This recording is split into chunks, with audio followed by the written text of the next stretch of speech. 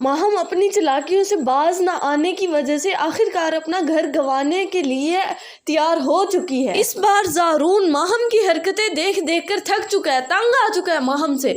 وہ ماہم سے اب چھٹکارا حاصل کرنا چاہتا ہے۔ پھر زارون کے پاس اور تو کوئی سہارا ہوتا نہیں۔ پھر وہ اپنی ساسو ماں یعنی ماہم کی والدہ سے کہنے لگتا ہے کہ اب ماہم آپ کے ساتھ جائے گی، میرے گھر میں اس کے لیے کوئی جگہ نہیں۔ تو ماہم یہ سب سن کر چیخنے چلانے لگتی ہے اور رونے لگتی ہے کہ نہیں، میں تو زارون کے بغیر ایک منٹ بھی نہیں رہ سکتی، مجھے زارون کے پاس ہی رہنا ہے صرف اور صرف۔ زارون ماہم کی یہ باتیں سن کر کہنے لگتا ہے کہ نہیں، میری گھر میں تمہاری کوئی جگہ نہیں، جب تک تمہارا دماغ ٹھکانے نہیں آ جاتا تم میرے گھر میں نہیں آ سکتی۔ ماہم زارون کے گھر میں اب بھی صرف اس لیے داخل ہونا چاہتی ہے، وہ دوسروں کی زندگی تباہ کرنا چاہتی ہے۔ باپ کی ماہم کا اپنا گھر بسانے کا کوئی ارادہ نہیں ہوتا، اس نے تو ٹھان ہی رکھی ہوتی ہے کہ میں اگر خود بھی برباد ہوں گی تو دوسروں کو بھی برباد کر کے چھوڑوں گی۔ رہی بات شفق کی، شفق تو کبھی میری جگہ لے ہی نہیں سکتی، یہ تو اس کی بھول رہ چکی ہے۔ زارون کی بیوی میں ہوں اور صرف میں ہی رہوں گی ہمیشہ کے لیے، ماہم نے یہ دل سے ٹھان رکھی ہوتی ہے۔ دوسری جانب ناظرین، جیسے کہ آپ دیکھ رہے ہیں کہ ماہم کی والدہ نے یعنی زہرا کی ساسو ماں نے